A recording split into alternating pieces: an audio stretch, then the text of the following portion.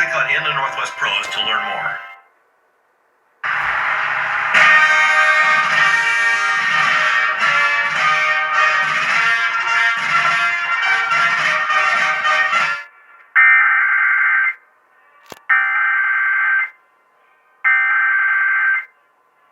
This is a test.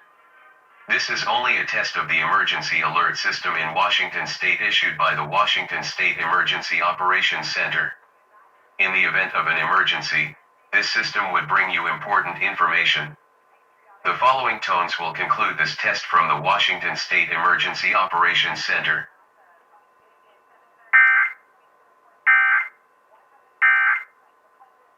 And more long-standing ties to the Olympics too, so we're going to hear from the band throughout the mornings. We say thank you so much. There's a little bit of snow. I can't believe what's happening right now. Indoors before they start rusting or something. Exactly. We got to be careful. All right, we do have a lot to get to in this half hour, including the first event of these Olympics for Michaela Schifrin. And it did